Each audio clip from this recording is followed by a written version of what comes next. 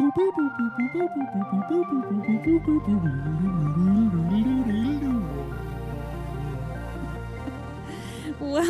to the Stranger Still podcast. I'm Kathleen. And I'm Miles. And we are here podcasting from the ocean, the Pacific Ocean, to be exact, here in the Pacific Northwest.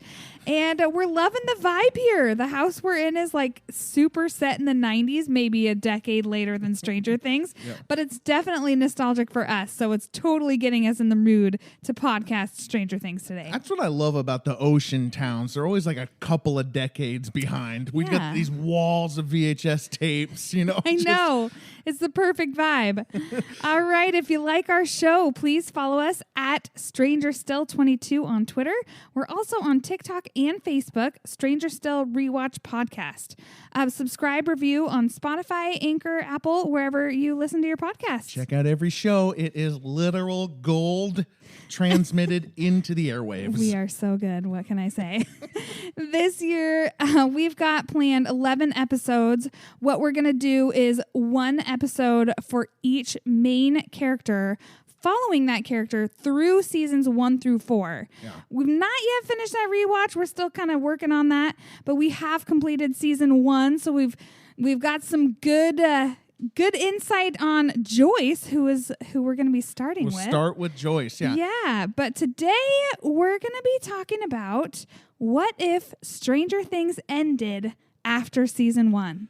A topic that fascinates me endlessly. We talked about it a little bit in the rewatch, but I'm excited to dive into it. My favorite season, really. Your favorite season is season 1. Yep, yeah, absolutely. And I'm talking about why that is, too, is interesting to me. Yeah. I really like that you glossed over what was really happened, which is that we are not ready to do the 11 episodes. No. We clearly came on vacation after only watching one season. Don't worry, we're working on it, folks. Yeah, we're making it. It's in the works. Yeah, this was all part of the plan, folks. No, but it is a nice opportunity. We watched season 1 recently, and now we're going to talk about it. It's our first time rewatching since season 4. Yeah. So there's a lot to talk about. I know. And it's amazing. Like, I feel like every time you rewatch it, you just you get new insights. It's just really cool. Well, before we get into our main subject, let's go through some news. So there's a new stage show, a play coming out. The First Shadow is going to be opening in London in December. Super pumped about this. So it's set in the 1950s. It's going to feature storylines including Jim Hopper, Joyce Maldonado, which is her maiden name, which I didn't even catch that. And of course, our beloved Bob Newby. They're going to be in high school, but it's also going to have the show's current villain Henry Creel. What do we think about this? Well, number one, I'm excited that it's 1959 because I've always praised, especially season 1 of Stranger Things, for not being pure 80s, but being the 50s 30 years later. Yeah, that's true. That's the small town Indiana feel. They're stuck in the 50s. Stuck old school, yeah. So kind of going back into their heyday, I like it. Yeah, I'm pretty pumped about it. How much can we get from the high school age Jim, Joyce, and Bob? I don't feel like we're going to be able to get a huge contribution towards our Upside Down or anything like that. Yeah, like towards the main plot? Yeah, I don't think so. Yeah, but Henry Creel, though, so it's going to kind of go through his transformation to evil, I suppose, right? It will be really interesting. I don't know how deep are we going to go into Henry's life, and it's kind of like a Monster on a Hill story we already know the result of the monster. The Creel murders. Oh, yeah. Like Eddie's uncle, basically, when he's talking to Nancy in season 4, he says, everybody in my generation knew about the Creel murders. And I feel like that line is this play. Yeah. I forgot about that. It's almost like, what would it be, our Ted Bundy? Yeah. Or, just for a generation that marked them. But you're right. I mean, Hopper, Joyce Maldonado, it is so weird. They bring her maiden name up once. Bob Newby says it. I can't believe I'm making out with Joyce Maldonado or something. He does say in the closet. It's got to be that closet scene. but they can't find out anything. Like they No. absolutely cannot get a whiff of the No. upside down, like you were saying. Yeah. Also, filming, second piece of news, filming is supposed to start for Stranger Things season 5 sometime soon. I'm doing air quotes here because when is it really going to start? Noah, he's got the first 3 scripts, but David Harbour says June? I mean, does it really matter? Well, how come we're waiting so long? My hope of why we've been waiting so long is that they had to align the schedules because the characters and the actors are truly together for most of the season. Gosh, That's I my hope that's the case. And I feel like that is what's happening. There's a lot of shows who can just copy and paste stuff together and work around the actors' schedules. They needed to wait for the actors' schedules and potentially some of the directors' schedules to line up because COVID did a number for all contracts and plans. What are your hopes for this new season? I hope that they're going to jump through time. Oh, yeah. I mean, like jump ahead so that they'll be older. Yeah, because now you're right. Now they've gone 10 years in real life. But like I guess I do hope that they grow older, that they jump. They jump to or at least account for seniors that. in high school. Yeah, I am honestly hoping for senior year, which is 3 years or 2.5 year jump. Yeah. I think it's possible. Some people say that season 4 ended and you can't do a time jump.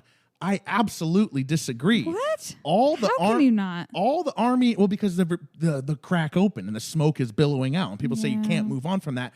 The army needs one flamethrower, and they will be fine. Because that's what Murray did to kill the bats off of Eddie from Russia. The Upside Down is very defeatable right now with any type of flamethrower. The story of season 5 will be about the hive mind, about separating the hive mind and becoming a bigger threat. Okay. I don't know if it's going to take just the one flamethrower, but I like where you're going with this. Okay. And I think we can pretty much stop giving film updates. You know, I know I'm the one who put this in here, not chastising you, but I want to remind everybody that all the filming updates that you get and the script updates and the leaks and stuff like that, just remember that their motivation is different than your motivation. This comes from my football podcast. They need you to look. They need you to click. They need you to listen. They need you to watch their video. Stay engaged. That's their motivation, not to keep you accurately informed. You have different motivations, and just always remember that. And if you're playing fantasy football, remember that as well. And on that note, let's go to what the Stranger Writers released, which is that season 5 is like if season 1 and 4 had a baby, and then that baby was injected with steroids. So is this another clickbait, or do you think this is pretty accurate? This is accurate. I mean, they're messing with us. That's super vague. But I mean, what does that statement conjure up for you?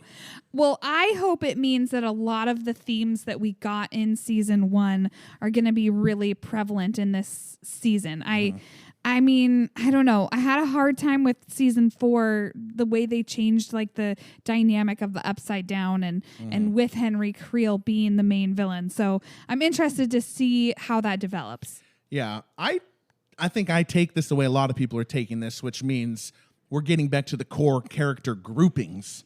Like all the cinematography and epic scope of season 4 with your beloved groupings of season 1. Mike, 11, Dustin, Lucas together, Jonathan, Nancy, Steve together.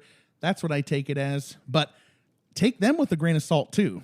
I retweeted something a while ago.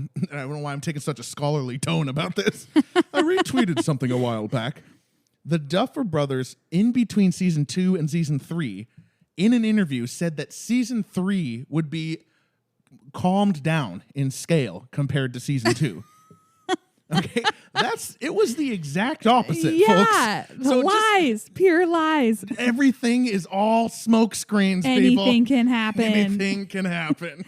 All right, well, that is it for the news. Let's pause and go to a quick 1980s commercial break, and we will be right back. Now playing on Coleco ColecoVision. Donkey Kong, the all-time classic arcade game, keeps getting better. It comes as a bonus with ColecoVision. Donkey Kong Jr., the award-winning superstar video game of the year on ColecoVision. Zaxxon, the supreme three-dimensional deep space arcade adventure against an arsenal of enemies on ColecoVision. And get a $50 vacation certificate free with the purchase of any 2 Coleco video game cartridges. The classic arcade hits are now playing on ColecoVision. The best game in town keeps getting better. All right, we are back with our Stranger Things podcast reviewing What If Season 1 Was It. Oh. Miles, you want to get started with this? Yeah, so the scenario that we're talking about is the Duffer Brothers, they end their story here with only one 8-hour movie. There's no expectation for season 2. I'm even going to expand it out to say that the Stranger Things season 1 actually doesn't have much of that epilogue. So no 11 in the woods getting Eggos from Hopper. Yeah. No Will coughing up a worm. It's just a happy ending with an epilogue maybe of, the Christmas time and the kids playing in the dungeon. Dustin farted. Dustin farted. And that's it. Yeah. So what if that were the case? What would we think about these things? And I got 7 things that I wrote down that I kind of want to just discuss. And the first thing is the upside down. All right. So if season 1 was it, the upside down, what would that be is basically what you're asking? Yeah, like we would think of the upside down much differently. We just rewatched it, right? Yeah. And it doesn't fit? I mean, is that inaccurate to say? Like, if season 2, 3, and 4 brings us the Mind Flayer, brings us the Hive Mind, brings us Vecna and Henry Creel and the reveal, does that really make sense with what we see the Demogorgon doing in season 1? I almost think it fits better because it just gives you that level of mystery. Like, we don't really need to know everything about the Upside Down or why it was created. What we get in the season 1 is that the Upside Down is like a backwards upside down version of the their current world, and that's all we really need to know is that it's like a dark evil version. To me, that's all you really need, and so I think it stands on its own quite well. I think having the other seasons actually changes it. Yeah. So we have more questions with the other seasons. As we have to learn about the Upside Down, it makes it more difficult. Yeah. And I do agree with you that if there was no other season than season 1, Upside Down would just be, a general vague supernatural element out there, very Stephen King. Yeah. Who is a main influence on all of Stranger Things.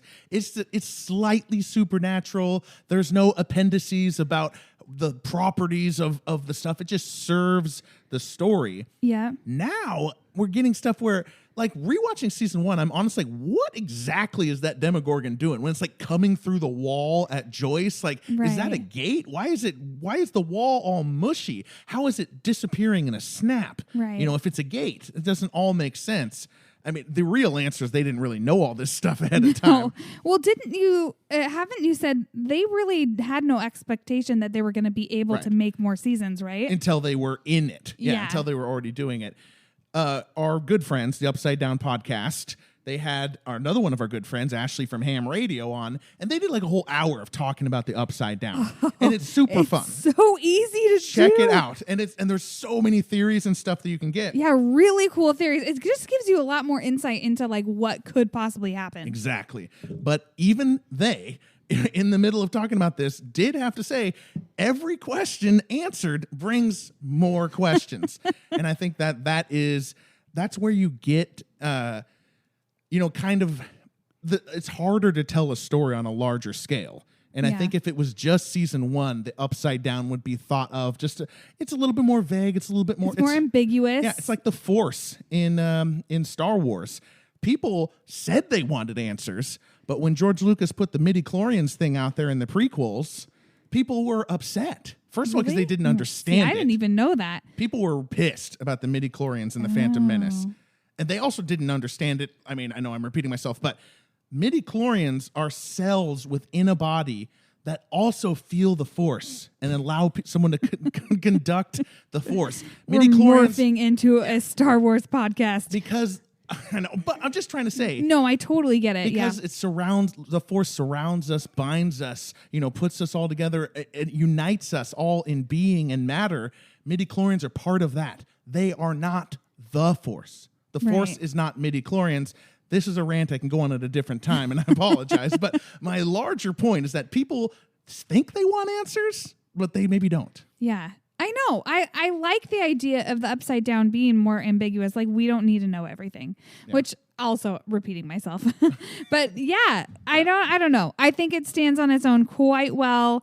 It's like structurally sound to be just by itself. Yeah. Well, let's go to number 2. Joyce Byers. So how is her storyline? How does that stand on its own compared to like how much more we get from her seasons 2 through 4? Yeah, and the Winona of it all too. If Stranger Things ends after one season, then I think one of the top things we remember about this like wonderful 8-hour movie is Winona Ryder as Joyce Byers. Yeah. Her comeback, basically. Yeah. And the performance is so good. It's so real. And I find this is kind of where we differ. I think that her performance is so relatable. And I don't know, like if it was just season 1, I find her relatable, but I could see a lot of people kind of thinking she was just this crazy mom. Yeah. So I do really appreciate that we get so much more with seasons 2 through 4. I think that definitely grows her character, makes her love her that much more.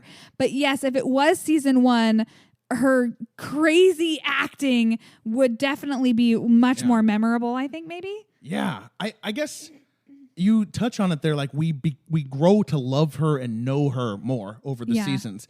I think that actually hurts the performance in a way, because now that we know Joyce Byers really, really well, we absolutely know she's not going to fall for Lonnie's, BS, gaslighting stuff. We know that she's going to continue to fight for Will no matter what, that she truly believes the lights. And when the phone fries, she knows it's not the storm. But when you were first watching it, the audience, we are unsure. Is this lady crazy? Like there is an element of Joyce against the world. Yeah. That you're worried she's going to crack, that she's going to fall and not be able to keep pushing through. Once you know Joyce, you know it's not going to happen, and that takes some of the drama out of it. And these are like really like minuscule critiques. I have no they had to do it. But I mean, I have to say, this is coming from having seen all 4 seasons. Maybe I would think differently if we had just gotten the season 1. But like I kind of said, I do find her performance very relatable. First, she starts off as this mom that's like strung so thin. She has to work so much to support her 2 boys as a single mom. And so she doesn't have time to give them as much attention as she would like. She's always frazzled. And then her son goes missing. And it's like she became untethered. And rewatching, I forget how much they mention like how she had a previous breakdown and had kind of like been a little crazy. But like that even more makes her like her behavior understandable. I could see a mom acting in that way had their son completely disappeared. And maybe it wouldn't be so crazy for her to like think that he's truly there and there's a monster coming after him. I don't know. Having seen seasons 2 through 4, I find her even more relatable. But maybe if we had only seen season 1, I would think she's a little more crazy. Yeah. I look forward to talking a lot more about that with the Joyce podcast, but I don't necessarily agree that she's super relatable. I think there's a lot of moms in that situation who would close up, mourn, and go dead inside, rightfully so, with that traumatic experience. She is just, her superpower is her absolute certainty that Will is alive. Oh, and you do see that as a superpower further on because she's certain that other things are going wrong. She's and absolute. She nails it every time. She is the MVP of season 2. Yeah. It's just a less is more situation. Same as the Upside Down. If we don't know so much about Joyce, that overcoming that obstacle of the whole town against her and everybody against her, it just resonates more. Right. Yeah. Well, how about the Hopper Sarah arc? I don't know. I think this one really holds its own. And this is another thing we kind of disagree on a little bit. Well, I think, you go ahead. So with Hopper and his daughter, Sarah, especially when you get further on near the end of the season, it is so impactful to me to see like how he's mourning the loss of his daughter and how he's processing it in the event of saving Will Byers. Yeah. Like, it is incredibly moving. It makes you just absolutely love Hopper so much. And that's why we love seasons 2 through 4 so much, I think, because you get to develop that character even more. But I think if it was just season 1, this absolutely could stand alone. It's so impactful. Like, it doesn't necessarily need more for us to love Hopper.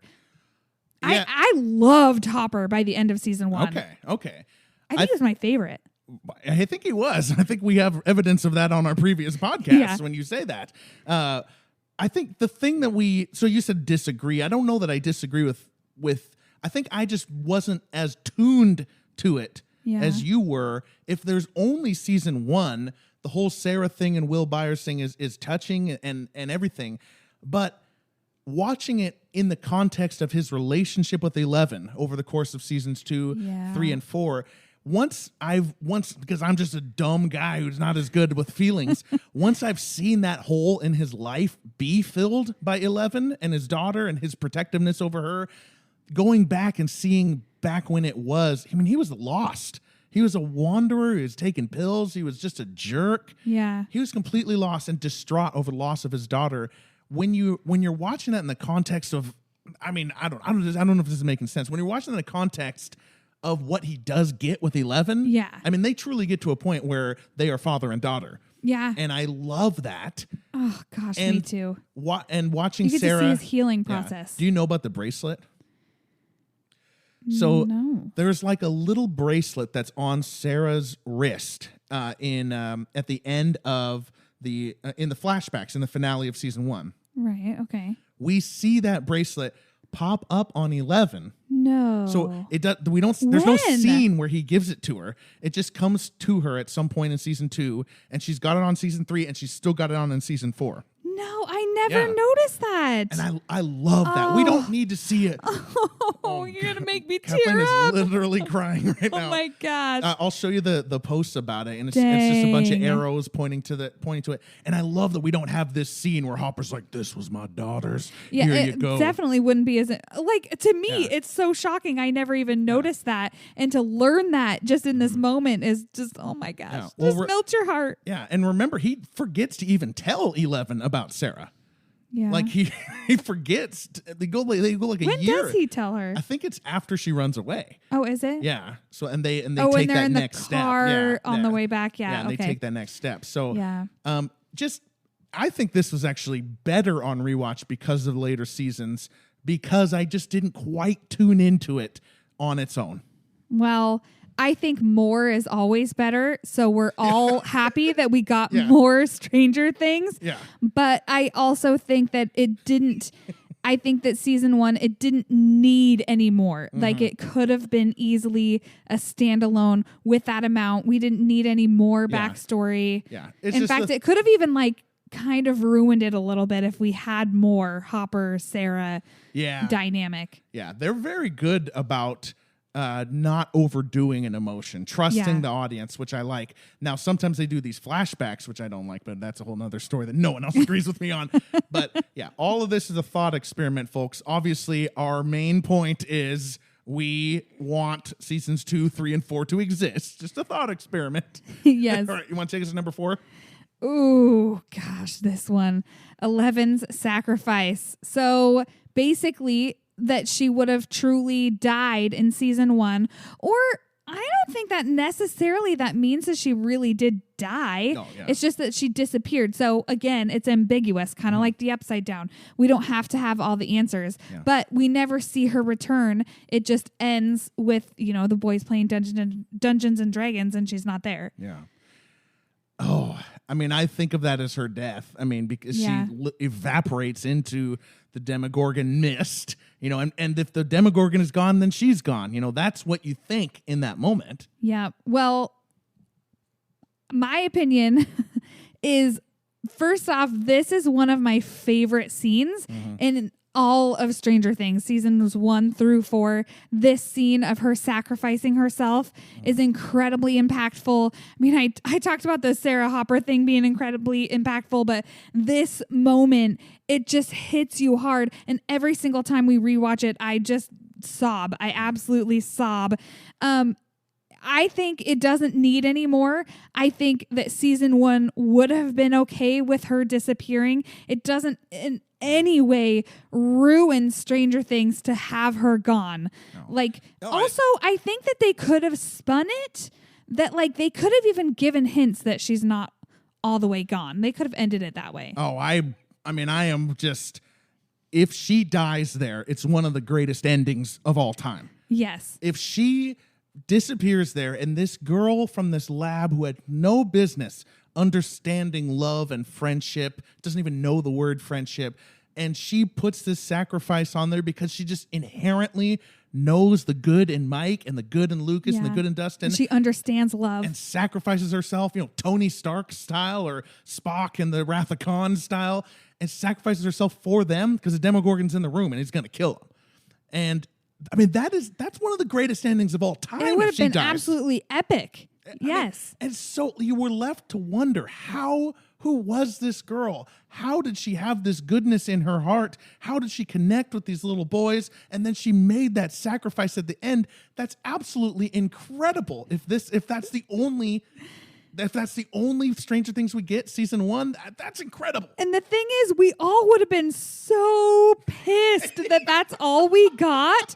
Absolutely. We're not going to get any more. She's just gone and she's dead. Oh. But the reason we would have been so pissed is because it was so good. Yeah. That's the thing. Such a good point. I'm only able to sit here and say it's incredible because it didn't happen. Yes. I would be pissed. I mean, the 11, it definitely couldn't continue. If she died, it ends. 11 is the main character. End of story. Yeah. Agreed. All right. Well, how about the Nancy, Jonathan, Steve dynamic? Number 5. If it ended in season 1, would Jonathan need to end up with Nancy for it to be good? Yeah. I mean, for it to be good, I like it both ways, but it's all the trope, right? Right. In the 80s, every movie had the jock, who is Steve, who is a jerk and doesn't understand the girl he's with and how great she is, and the weirdo, Jonathan, who does appreciate the girl and gets her at the end when she finally realizes that. Yeah. So I could see an argument that Jonathan and Nancy need to get together at the end of season 1 to tidy up that bow. Yeah. But I could also see an argument that they could subvert that expectation, because that's kind of a messed up thing that that the weirdo is always better than the jock. And where's Nancy's say in all this? Right. I like that Steve actually saves the day. Oh, God. Yeah, we really like Steve by the end of this. Yeah. Steve is so much better for having seasons 2 through 4. Yeah. And I'm so glad we have that. And I think, okay, first off with Steve, let me divert a little bit here. Mm.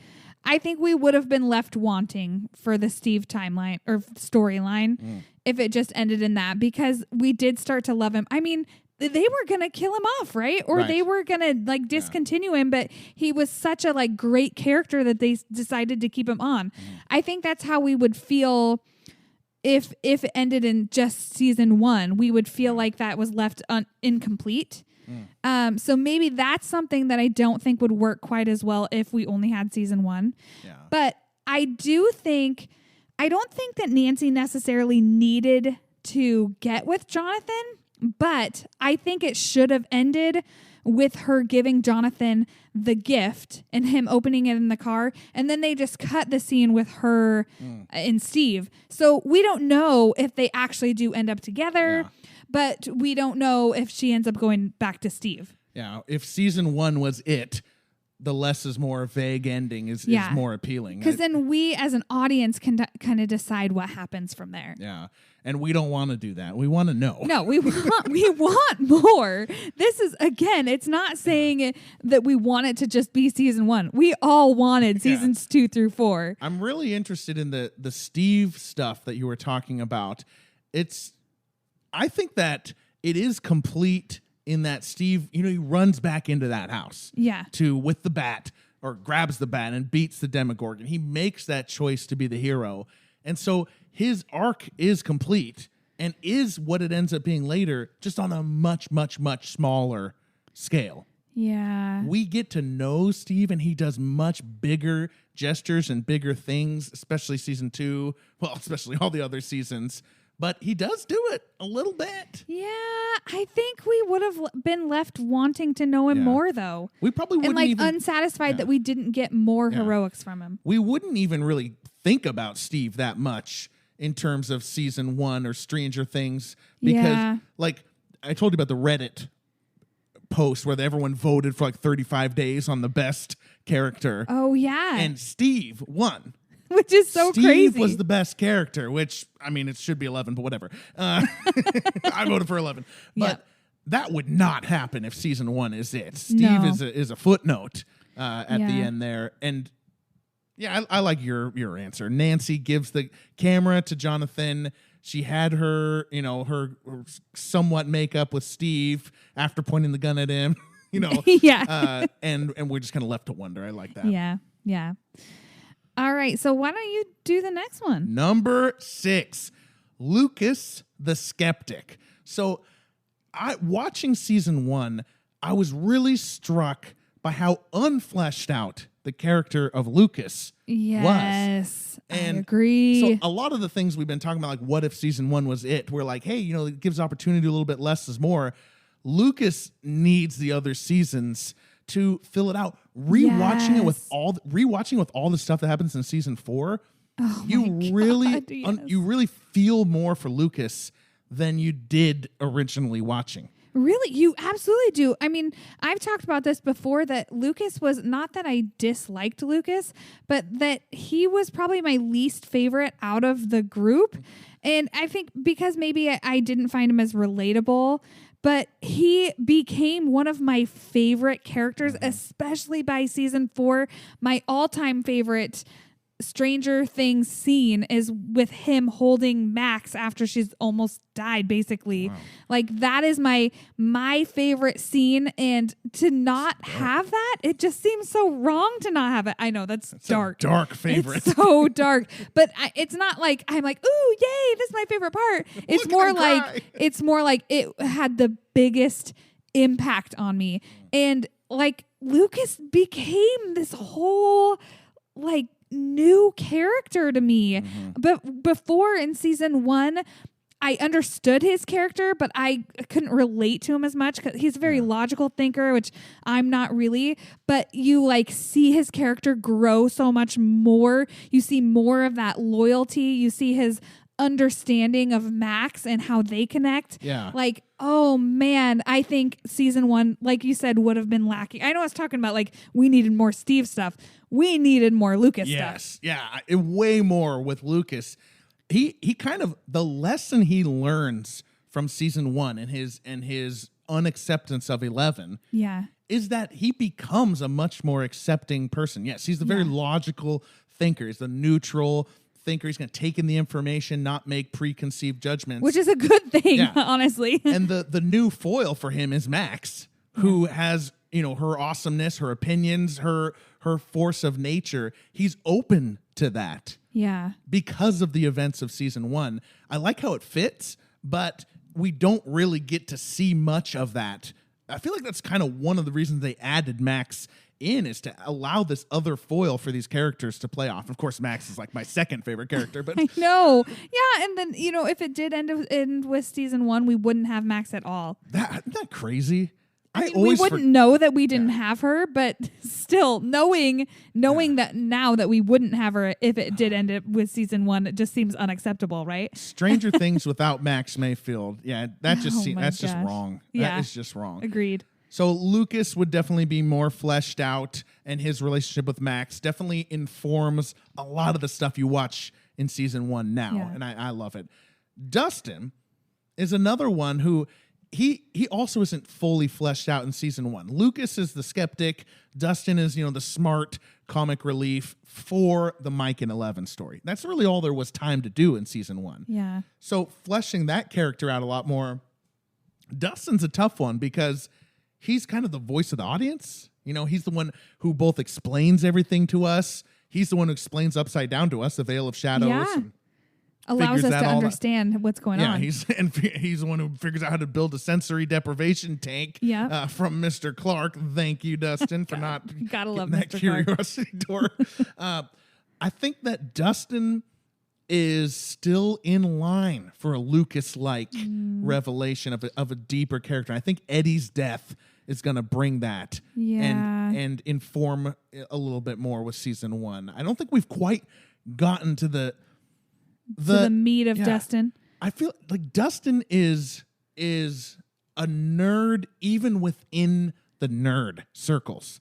Like he's so smart and so confident and so geeky. Like they're all smart, but he is like incredibly intelligent. And you see that the snowball, everyone has a dance, he doesn't.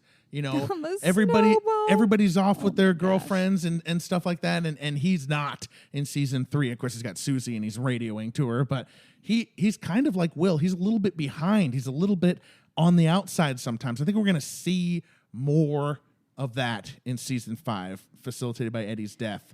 So I agree with you, and I love how much more we get of Dustin, but I also don't think that we needed more to have season 1 stand alone really well. Yeah. I think we had enough to get a broad understanding of what his character was supposed to be for season 1, and that it could have completely worked, could have ended with everything we got about Dustin. I'm very happy that we had seasons 2 through 4 because he has definitely grown, maybe not to the extent as Lucas has in my mind because I just love Lucas, but yeah, we just get so much more, and we can all agree more is better. We all want more Stranger Things. We really click with Dustin's essence early on. I agree with that. Yeah.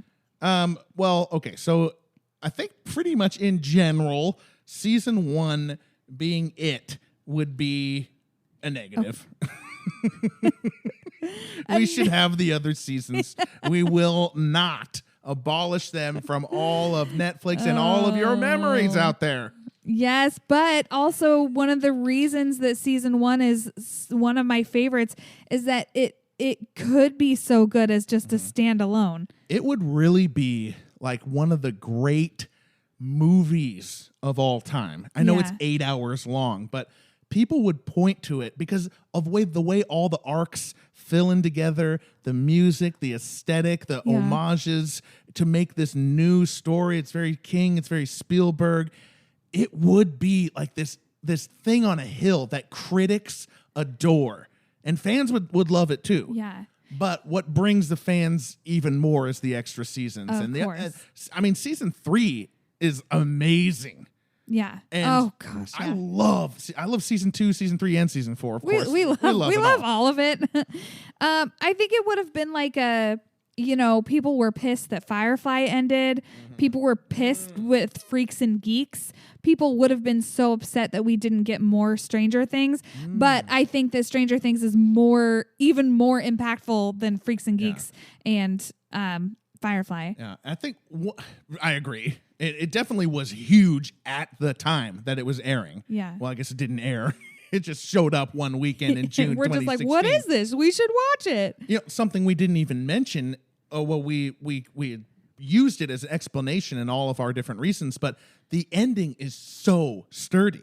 Yes. That's why we can even have this conversation. It is truly an ending. Yeah. And could have absolutely been done. Yeah. Actually, season 2 and 3 could have also ended the series nicely. See, that's the beauty of it. Yeah. I love that aspect. I know I read one time that they think of these as movies. Stranger Things 1, Stranger Things 2, Stranger Things 3. These are their own movies, that could be the end if they had to be. I mean, I kind of think of it that way too, except for maybe when we get to season 4 and it's so long. Like it's at that point, it's no longer like a movie to me. But I do kind of agree.